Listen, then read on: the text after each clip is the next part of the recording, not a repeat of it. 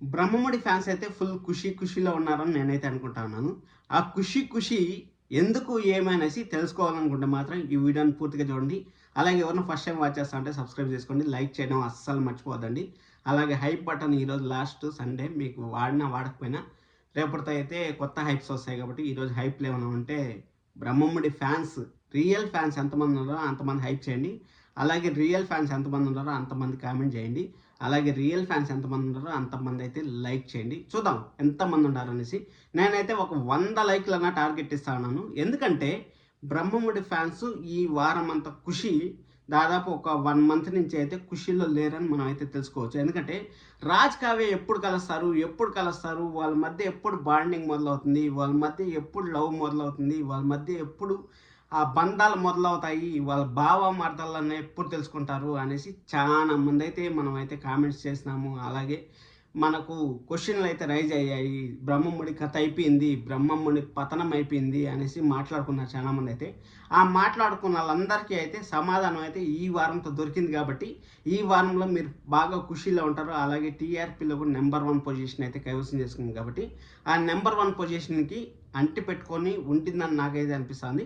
అర్బన్లో అయితే తక్కువ ఉంది. అర్బన్లో కూడా ఈసారి అయితే పుంజుకునే ఛాన్స్ అయితే వెరీ హైగా ఉంటుంది. ఎందుకంటే ఫ్యామిలీ ఎమోషన్స్ ఉంటే మన ఆడియన్స్ మాత్రం నెక్స్ట్ లెవెల్ ఆదరణ అయితే చూపిస్తారు కాబట్టి ఆ ఫ్యామిలీ ఎమోషన్స్ని అయితే బాగా కన్స్ట్రక్ట్ చేశారని నాకైతే అనిపించింది. అసలు అప్కమింగ్ ఎపిసోడ్స్లో ఎలా ఉండబోతున్నాయి, అలాగే ఈ వారంలో ఏం జరిగింది అనే దాని గురించి కంప్లీట్గా అయితే మాట్లాడుకున్నాం. ఈ వారంలో అక్క చెల్లెళ్ళు అంటే మనకు ఎలా ఉందంటే సీరియల్ మాత్రం నెక్స్ట్ లెవెల్లో అయితే డిజైన్ చేశారని నాకైతే అనిపించింది. ఇక్కడ మన అప్పు అలాగే మన కావ్య ఒకప్పట్లో పూర్ పీపుల్ అంటే ఏమీ లేదు, ఆ పూటకి ఆ పూట చేసుకొని తినేవాళ్ళు మన అప్పు కావ్య. అలాంటిది ఇప్పుడు అప్పు కూతురు అలాగే మన కావ్య కూతురు అంటే ఇందు అలాగే నందు ఇద్దరు రిచ్ పర్సన్సే. కానీ వాళ్ళు కూడా ప్రజెంట్ అయితే ఇంక ఏం చేయలేని పరిస్థితుల్లో వాళ్ళు కూడా ఆ పూటకి ఆ పూట జరిగితే చాలు, ఏదో బాధలు పడతా ఉన్నాము, ఒక్కొక్క ఆశయాలు పెట్టుకున్నారు ఒక్కొక్కరు. అంటే నా కంపెనీని నేను అలాగైనా సరే కాపాడుకోవాలనేసి ఒక పక్క హిందూ, ఇంకొక పక్క నేను పోలీస్ ఆఫీసర్ అవ్వాలి, మా అమ్మ కోరిక మా నాన్న కోరిక నెరవేర్చాలి, ఎలాగైనా సరే ఆ రేఖ భర్తం పట్టాలి అనేసి మన హిందూ అయితే ప్రయత్నాలు అయితే మొదలుపెట్టింది. కాబట్టి నెక్స్ట్ లెవెల్. ఎందుకంటే వాళ్ళకి ఆస్తి ఉన్నా కానీ ఆస్తిని అనుభవించకుండా వాళ్ళైతే ఒక వనవాసం చేస్తా అన్నట్టయితే చేస్తూ ఉంటారు. వనవాసం అంటే తెలుసు కదా, మన రాముల వారు మనకు పట్టాభిషేకం జరుగుతుంది అనేసి అనుకునే లోపల అనుకోని సంఘటనతో అయితే మన రాముల వారు అడవిల పాలు ఎలాగైతే పాలయ్యారో అదేవిధంగా మన హిందూ అలాగే నందు పట్టాభిషేకం అసలు ఎంత గ్రాండ్ రిచ్ కిడ్స్ లాగా బతకాల్సిన వాళ్ళు ఇప్పుడు ఏదో ఒక అలాగా బతుకుతూ ఉంటారు. మంచిగా డిజైన్ చేశారు క్యారెక్టర్స్ మాత్రం. కానీ ఇక్కడ ఫస్ట్ కొన్ని రోజులు అయితే ఇక్కడ రేఖా క్యారెక్టర్ అయితే డామినేట్ చేసింది. చాలా లాగినారు అనిపించింది నాకైతే ఎపిసోడ్ అప్పుడు. కానీ అవన్నీ మర్చిపోండి. అవన్నీ నేను లాస్ట్ వీడియోలో కూడా చెప్పాను మీకు. ముందు ఎపిసోడ్లు అన్నీ కంప్లీట్గా మర్చిపోండి. ముందు ఎపిసోడ్లో మనకు జరగలేదనుకోండి అనేసి మీకైతే చెప్పాను. కానీ హిందూ ఎప్పుడైతే కిడ్నాప్ అయిందో అప్పటి నుంచి అయితే కంప్లీట్గా అయితే స్టోరీ అయితే మారిపోయిందని మనం అయితే చెప్పచ్చు. అది అయిపోయిన తర్వాత నెక్స్ట్ మన రాజ్ క్యారెక్టర్ గురించి వస్తే, రాజు ఫస్ట్ నుంచి అంటే పుట్టినప్పటి నుంచే మనకు ఫుల్ రిచ్ కిడ్. మెయిన్గా రాజ్ కానీ కళ్యాణ్ కానీ అలాగే రాహుల్ కొంచెం ఏదో ఆస్తి కోసం ప్రయత్నాలు చేస్తున్నాడు. కానీ ఇప్పుడు వాళ్ళ కూతురు కూడా అదే విధంగా ఉందనుకోండి. మనకు ఆల్రెడీ తెలుసు వాళ్ళ కూతురు ఎలా ఉందో. రాహుల్ అలా ఉన్నాడు, రేఖ అలా ఉంది. అంటే తిన్నింటి వాసాలు లెక్క పెడతారంట చూడండి, అదే విధంగా అయితే కూతురు కూడా బిహేవ్ చేస్తూ ఉంది. కానీ ఆ కూతురు వల్ల మన రాహుల్ వల్ల ఎన్నైతే ఉపయోగాలు జరిగాయి, మన రుద్రాణి గారు స్కెచ్లు వేసి మన రాహుల్ని రాజ్ని కావ్యాన్ని ఎలాగైతే తొక్కేయాలనుకున్నాడు, అదేవిధంగా ఇక్కడ మేనకోడలే అంటే రేఖ మేనకోడలే మన స్వప్న కూతురే. అక్కడైతే ఐశ్వర్య ఆ స్వప్న కూతురే వాళ్ళ అత్తనైతే నిల్చునితోనే భూకంపం ఎలా ఉంటుందో సృష్టిస్తుంది. కాబట్టి నెక్స్ట్ లెవెల్ అంటే మన రాహుల్ ఎలాగైతే హెల్ప్ చేశాడు. కానీ డేంజర్ పర్సన్ రాహుల్ కూడా. ఇక్కడ ఐశ్వర్య కూడా డేంజర్ పర్సన్ అనే చెప్పుకోవచ్చు. ఎందుకంటే ఐశ్వర్య కూడా అంత తక్కువ ఏం కాదు. చిత్రహింసల్లో ఏమాత్రం తక్కువ కాలేదు కదా కావ్య అనేసి మాట్లాడడంలో కూడా ఏమాత్రం తీసిపోదు.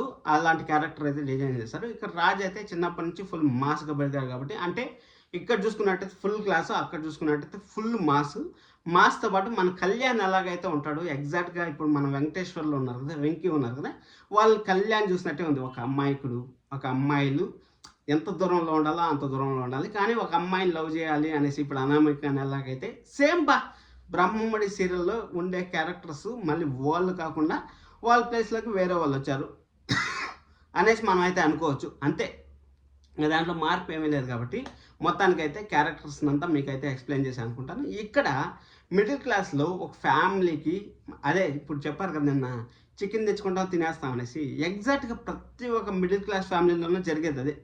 నాకు తెలిసినంత వరకు ప్రతి ఒక్క ఇంట్లో, ఇప్పుడు మా ఇంట్లో కూడా జరిగేది అదే. అంటే అంగరంగ వైభవంగా చేయాలి, అట్ట చేయాలి, ఇట్ట చేయాలి అని ఏం లేదు. ఒకవేళ ఎవరిదైనా బర్త్డే కానీ పెళ్లి రోజు కానీ ఏమైనా వచ్చిందంటే పోతాం, 1 కేజీనో 1.5 కేజీనో చికెన్ తెచ్చుకుంటాం, వండుకుంటాం, తినేస్తాం.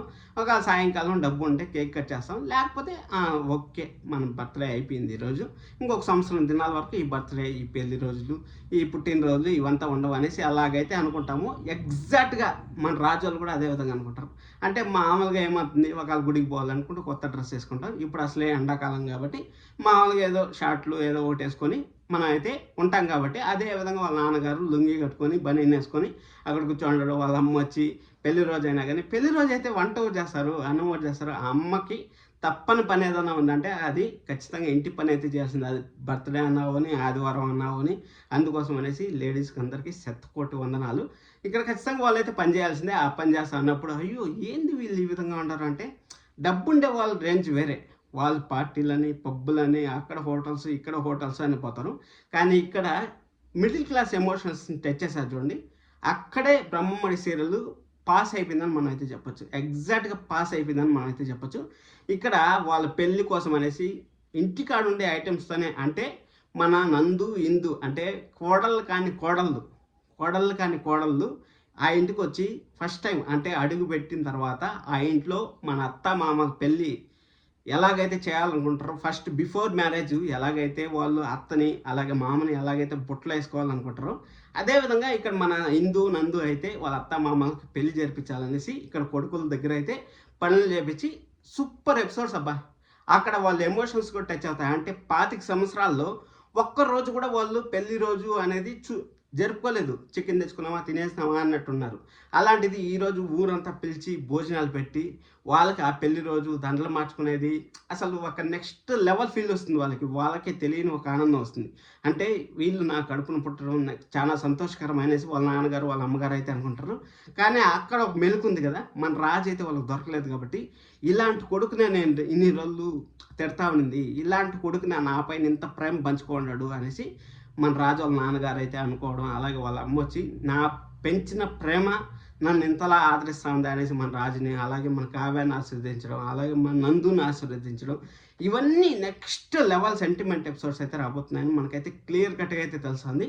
ఖచ్చితంగా ఏ అమ్మ నాన్న అయినా సరే వాళ్ళు చాలా చాలా సంతోషపడతారు. కాబట్టి ఎందుకంటే నా బిడ్డలు నా కోసం 25 సంవత్సరాల తర్వాత నేను అసలు ఎక్స్పెక్ట్ చేయలేదు, చికెన్ తెచ్చుకున్నామా తినేసామా అన్నట్టుండే పెళ్లి రోజున చేసుకునే మాకు ఇంత గ్రాండ్గా ఇప్పటికీ మర్చిపోలేని పెళ్లిని అయితే ఇచ్చారు అనేసి అయితే మనం అయితే చెప్పుకోవచ్చు. ఇంకా అది అయిపోయిన తర్వాత ఇక్కడ మన రేఖ గురించి అయితే కొన్ని మాటలు అయితే మాట్లాడుకోవాలి. ఇన్ని రోజులు రేఖ గారు మనకి డబ్బులు 50 లక్షలు వాళ్ళకి ఇచ్చినారు.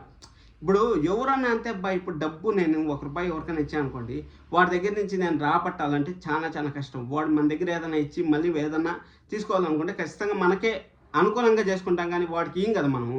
అదేవిధంగా 50 లక్షలు వాళ్ళు బంగారం అంతా ఇస్తే ఆ 50 లక్షలకైతే వాడు టోపీ పెట్టి వీళ్ళని అయితే పంపించేశారు. టోపీ పెట్టి పంపించేసినా కానీ ఎవరైనా సరే ఎంత విలన్స్ అయినా సరే కొంచెం డబ్బు అనేది దాచిపెట్టుకుంటారు. కాబట్టి ఆ డబ్బు ఇంక దొరకదు. కాబట్టి అలాగనే ఇంటికి రావాలి. కాబట్టి ఆ డబ్బు దొరకదు. కాబట్టి ఖచ్చితంగా మనకైతే అక్కడే రేఖ వాళ్ళు దాచుకునే డబ్బు, అంటే 25 సంవత్సరాల నుంచి వాళ్ళు దాచిపెట్టుకుంటారు కదా డబ్బు, ఆ 25 సంవత్సరాల నుంచి దాచుకునే డబ్బు అయితే ఖచ్చితంగా వీళ్ళకైతే రావాలి. అంటే వాళ్ళ దగ్గర ఉంటుంది, వాళ్ళ దగ్గర ఉండేటప్పుడు పోయి మన రాజుకి అయితే ఇస్తారు. రాజుకి ఇచ్చినప్పుడు మన కావ్య పండించిన సెంటిమెంట్కి, అంటే కావ్య రాజు మధ్య అప్పటికే లవ్ సీన్స్ మొదలైపోయింటాయి. కాబట్టి మన కావ్యాన్ని అయితే ₹1 నాకు లేకపోయినా పర్లేదు, కానీ నేనైతే కావ్యాన్ని పంపిను అనేసి మన రాజు అయితే స్టాండ్ తీసుకుంటే మాత్రం నెక్స్ట్ లెవెల్ ఎపిసోడ్ అయితే వస్తుంది. ఖచ్చితంగా ఈ వారం అంతా ఫుల్ సెంటిమెంట్ ఎపిసోడ్స్ ఉంటాయి. మనకు శుక్రవారం శనివారంతో అయితే మనకైతే అసలు కథ అయితే మొదలవుతుంది. శుక్రవారం శనివారంతో అసలు కథ ఏం మొదలవుతుందంటే, మన రాజుకైతే ₹1,00,00,000 అప్పజెప్పాలని రెడీగా ఉంటారు. కానీ రాజు అయితే అప్పజెప్దామా వద్దా అని కన్‌ఫ్యూజన్‌లో ఉంటాడు. మన కావ్య అయితే నేను వెళ్ళను, నాకు ఈ విధంగా ప్రాబ్లమ్ ఉంది అనేసి మన కావ్య బ్యాక్ స్టోరీ చెప్పే ఛాన్స్ అయితే ఉంటుంది. బ్యాక్ స్టోరీ చెప్పిన తర్వాత సరే నీకు నేను అండగా ఉంటాను అనేసి మన రాజు ఎక్కడన్నా నిలబడతాడా అనేది అయితే చూడాలి. ఖచ్చితంగా నిలబడాలి. ఎందుకంటే బ్రహ్మముడి సీరియల్‌ని కొంచెం ఫాస్ట్‌గా మూవ్ అప్ చేయాలి. ఎందుకంటే ఆల్రెడీ ఇంగా మనకు శుభం కార్డ్ వేస్తారు బిగ్ బాస్ టైంకి అనేసి అంటా ఉంటారు. ఎందుకంటే మన కావ్య దాదాపు 3 సీజన్ల నుంచి అయితే బిగ్ బాస్‌కెళ్తుంది అనేసి అయితే చాలా మంది అయితే చెప్తా ఉంటారు. ఆ బిగ్ బాస్‌కెళ్ళే టైంకి సీరియల్ ఫాస్ట్‌గా జరిగితేనే కదా మళ్ళీ మన సెకండ్ జనరేషన్‌లో ఇలాంటి మిడిల్ క్లాస్ ఫ్యామిలీలు మన కావ్య అక్కడ రిచ్ ఫ్యామిలీలోకైతే కోడలుగెళ్ళింది కదా! ఇలాంటి మిడిల్ క్లాస్ ఫ్యామిలీలోకి కోడలుగెళ్ళిన తర్వాత మన అపర్ణ గారు వాళ్ళంతా కలిసి నా బిడ్డను బతికిచ్చారా మీరు అనేసి వాళ్ళకి కృతజ్ఞతలు. చాలా సెంటిమెంట్ ఎపిసోడ్స్ అయితే మనం చూడబోతున్నాం. ఆ సెంటిమెంట్ ఎపిసోడ్స్‌ని గాని కరెక్ట్‌గా క్యారీ చేశారంటే ద బెస్ట్ అవుతుంది. కానీ అది కొన్ని సీరియల్స్‌లో అయితే మన డైరెక్టర్ గారి పాత సీరియల్స్‌లో అయితే మిస్ అయింది. ఏదో తూతూ మంత్రంగా అలా కానిచ్చేస్తా ఉంటారు. అలా కాకుండా దీంట్లోన కొంచెం పవర్‌ఫుల్‌గా చూపిస్తే బాగుంటుందని నాకైతే అనిపిస్తుంది. మీరేమనుకుంటా అంటారు కింద కామెంట్ చేయండి. బ్రహ్మంపుడి రియల్ ఫ్యాన్స్ అయితే ఖచ్చితంగా లైక్ చేయండి. సబ్స్క్రైబ్ చేసుకోవడం అస్సలు మర్చిపోద్దండి.